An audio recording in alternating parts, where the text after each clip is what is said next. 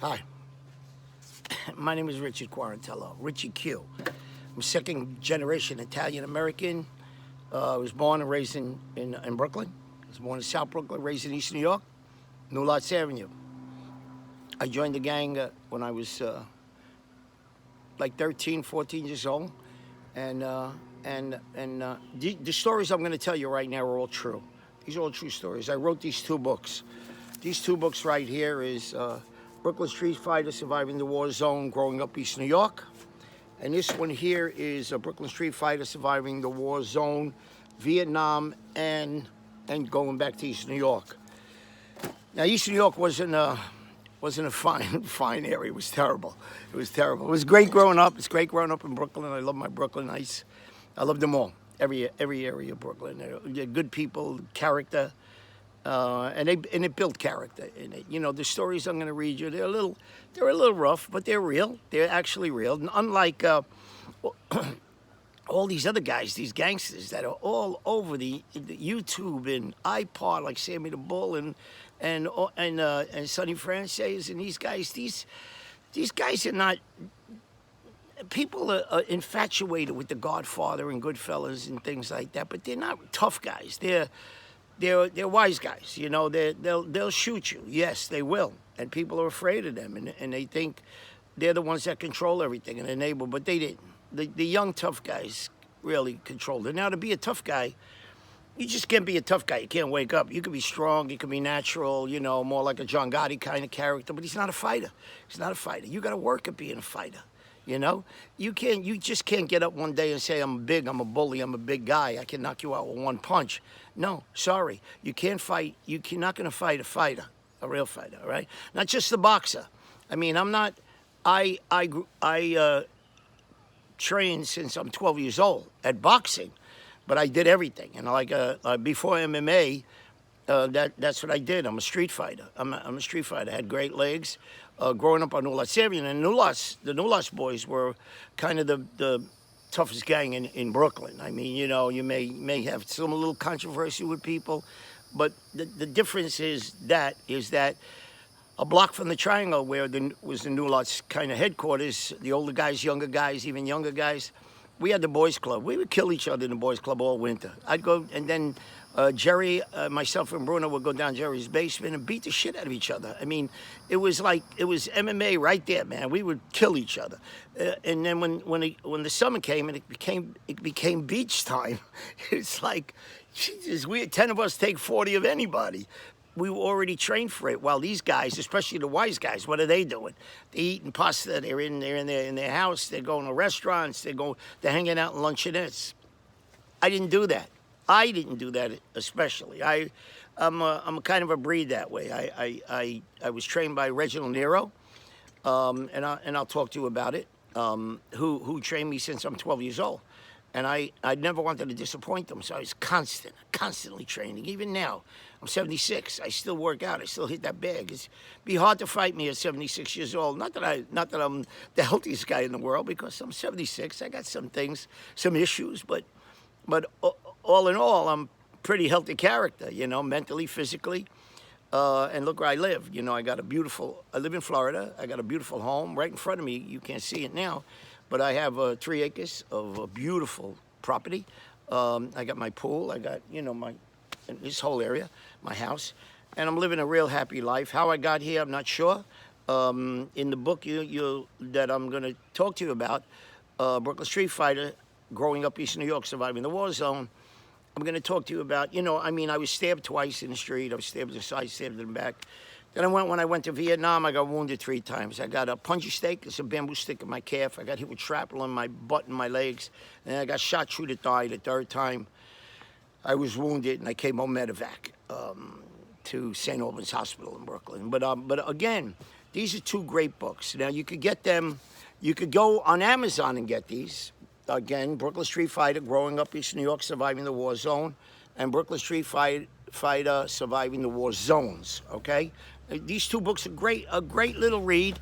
If you like all that gangster stuff and that whole thing, they're not heroes, those guys. They wouldn't. They needed the odds. You know, a lot of guys need the odds. You know, or they're small, or they're thin, or they can't fight. They have to use guns. But you can use guns too. So it's not a one-way street. Just because I can fight, that don't mean I can't use a gun. I was in Vietnam, so you know, as many people as Sammy said he killed or had killed.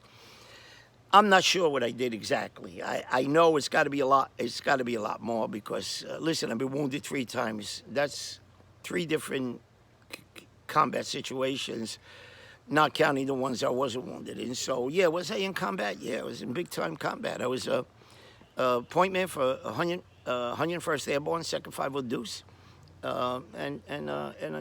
and I survived. How I survived, I have no idea. But because I take too many chances in life. Even my boys, they tell me, we don't know how you survived this long. Do whatever you want because you did it, you know. So, all right, this is what we're going to talk about. I'm going to read. This is just an introduction, but I'm going to read each. I'm not going to read. I'm going to tell you like I'm talking to a friend. I'm gonna tell you the story. I'm going to reenact the moments. You know, you want word for word, you got to buy the book, you got to read the book, which would be pretty cool. You know, put a little money in my pocket, which is I'm fine. You know, and the veterans take care of me. I'm really fine. I'm a musician. I play. They pay me. So and I really do really well at it actually. So you know, I'd like to begin. I did another thing on YouTube, but I'd like to begin by telling you, you know, when I was in grade school, I was a real quiet, nice little boy, and I used to watch the little tough guys, you know, with the leather jackets and the pompadour hair and the sideburns. I wasn't that kind of kid. I was very quiet, playing guns down the alleys in the tenement houses and stuff like that, and hide and seek and hot beans and war, and you know, all those street stoop ball, skelly, all those street games, you know, that the Brooklynites know. That's what we did. We didn't look at our little phones and stuff. We played outside, you know, until we had to come in for supper, but and I loved it. And you know, when you talk to anybody from East New York, even Brooklyn, man, 99% of the people will say, I love growing up in Brooklyn. Gave me my character. And they all have character, you know. So if you're interested in knowing about these things and the gangs of the time, you know, there were black gangs, Puerto Rican gangs, Latin gangs, but more Puerto Rican gangs, and Italian and Jewish gangs. Italians and Jews are kind of, in East New York, it was mixed. You know, it was a lot of tough Jewish guys been in East New York. It was a cool area for that. But I was a little kid, and I made friends with guys that were young New Lots boys, you know, the young kids, you know, and the little tough guys, you know, and I'm like, yeah, you know, say hello and things like that. I seen Tony Cuccio, who was nuts, screwball. You'll read about him, too. I had trouble with him later, who beat the toughest black guy in 202. And he beat this guy to a pulp, man. I mean, you know, and it was Herbie Randell, who was a nice guy. They really made friends later on in life, even though Herbie wasn't a nut, but Cuccio was. He was a screwball. He actually killed a guy in Las Vegas right at the table, shot him dead, you know, and he died in jail. So, but you know, I seen this, and I'm like, I got a little pride in me. He's Italian, white Italian kid, you know. Wow, the New Lots boys had some reputation, you know. Not that I never thought of being in a gang, never, you know. But my Uncle Frankie gave me a job when I was 12 years old. He promised me when I was 12 as a delivery boy for his butcher shop on New Lots in Elton Street, and that's what I did. I went after school. I went there every day. Well, one day I passed the park, and the kids were saying, you know, like Sally and Anthony and all these Sonny, and I went, why don't you come in? Why don't you come? The girls, they had the cutest girls like Geraldine and Carol and Marietta, and the cutest girls, you know. And I'm like, yeah. So I'd walk in the park and just hang out, not say much. But Mr. Nero, he was a black man. He was the park man, you know. I'd say he was about 25, 30 years older than I was, you know, great shape. I mean, I was old, 12 years old, little punk, you know. So I went to him when I was like 13, and I said, he was training Anthony Stabile how to box. And I said, you know, I'd like to I'd like to learn. I'd like to learn how to box. You know, I'm lifting weights in my basement. I'm riding that butcher bike, that huge butcher bike for miles, from Canarsie to Brownsville to Ozone Park, back to East New York, you know. So I had great legs, and I was a strong kid, lifting weights in my basement. So when I asked Reggie to, Mr. Nero, to teach me how to box, I said, I went up to him and I said, Mr. Nero, could you teach me how to fight? He looked at me really strange, and he's like, fight? I knew I said something awful wrong, so I'm like, what am I going to say now? He said, listen, Richie, I heard about you. You're a nice kid. It's not called fighting, it's called boxing. And you use your brains, it's a science. Now, if you want to be a boxer, you got to work. You got to work hard. You know, there's either action and inaction, and you got to take the action. You got to take the responsibility of working at this. Just because you think you could fight doesn't mean you could fight, you know? You got to work at it, you know? I decided right then and there, I'm going to work. I'm going to work every day.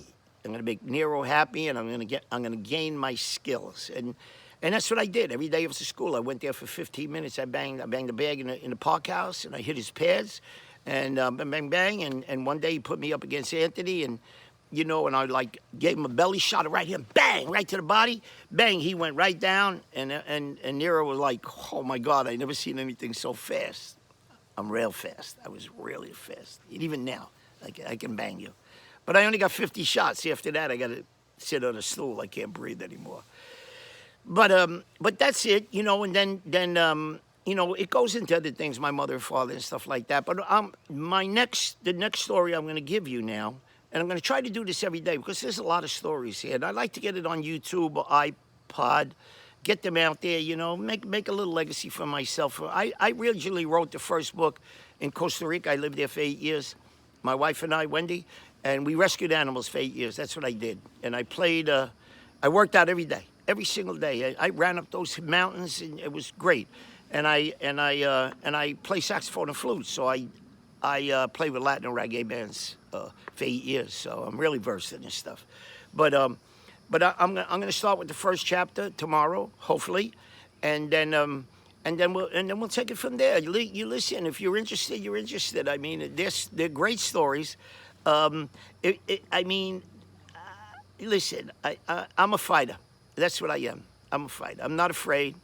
And I got the heart to fight. You know, if you want to be a boxer, the only thing about boxing is you gotta get in the ring. You gotta spar. If you don't spar, I don't care how tough you are, you're not gonna win. You're not gonna do it. You know, again, in the street, there are a lot of fighters that can. You listen, as a fighter, they have a referee. MMA, you could tap out. In the street, you're not doing any of that. There could be 3, 4 guys fighting you. They're hitting you with bats, pipes, chains, stabbing you. I got stabbed twice. I mean, you know. I mean, so you know, you really, it's I don't know how to say it. You know, this is what I'm going to say.